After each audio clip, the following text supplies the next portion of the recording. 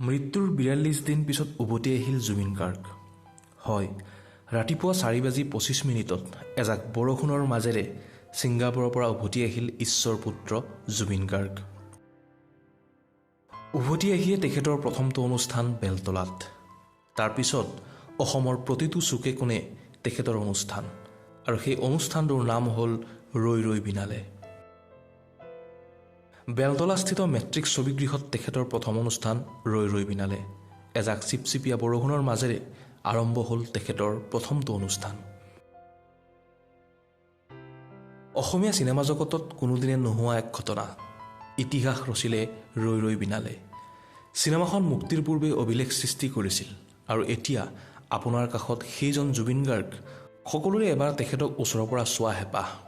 সেইবাবে ৰাতিপুৱা ৪:২৫ পৰা দৰ্শকৰ লানি নিচিকা সোঁত।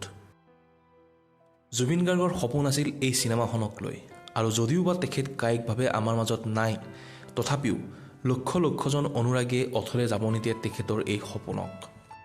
19 ছেপ্টেম্বৰত আমাক এৰি যোৱা জুবিন গাৰ্গজন যেন 31 অক্টোবৰ শুকুৰবাৰে আকৌ আমাৰ মাজলৈ উভতি আহিল।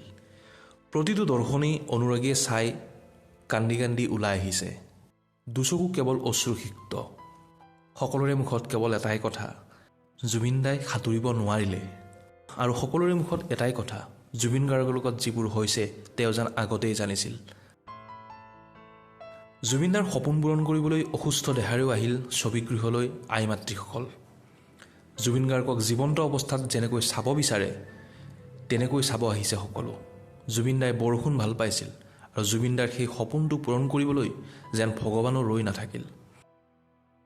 জুবিন গাৰ্গৰ নশ্বৰ দেহ অনাৰ দিনাও এজাক চিপচিপীয়া বৰষুণ, জুবিন গাৰ্গক সৰু সজাত ৰখাৰ দিনাও এজাক বৰষুণ, আৰু যোৱাকালি এজাক বৰষুণেই আদৰণি জনালে জুবিন গাৰ্গৰ ৰৈ ৰৈ বিনালেক। তেখেত নোহোৱা হোৱা দিন ধৰি কি দেখা নাই আমি। তেখেতৰ অনুৰাগীৰ পৰা আদি কৰি প্ৰকৃতিলৈ সকলোৱে কেৱল কান্দিছে আৰু কান্দিছে। উৎসাহ যেতিয়া দায়িত্ব হয়, দায়িত্ব যেতিয়া আন্দোলন হৈ পৰে, তেতিয়াই জুবিন সত্তা জাগি উঠে। সকলোৰে চকুত কেৱল চকু পানী। অসমৰ ৰাইজে দেখাই দিলে জুবিন গাৰ্গক কিমান ভাল পায়। অসমীয়া চিনেমা জগতৰ যাত্ৰাটো চাবলৈ তেখেতৰ বহুত হেঁপাহ আছিল, সপোন আছিল। সেই সপোন আজি পূৰণ হ'ল, কিন্তু সেই সপোনটো চাবলৈ তেখেত আমাৰ মাজত নাই। ৰাইজৰ লগত থাকি ভাল পোৱা মানুহজন, মাটিৰ মানুহগৰাকীৰ বাবে আজি সকলো সম্ভৱ হৈ পৰিল। বেলতলাস্থিত মেট্ৰিক ছবিগৃহৰ কৰ্তৃপক্ষই সকলো অনুৰাগীকে একোডালকৈ নাহৰ গছৰ পুলি প্ৰদান কৰি প্ৰশংসনীয় পদক্ষেপ গ্ৰহণ কৰিব দেখা পোৱা গৈছে। সেই সকলোবোৰ সম্ভৱ কেৱল এই ঈশ্বৰ পুত্ৰৰ বাবেই সম্ভৱ হৈ উঠিছে।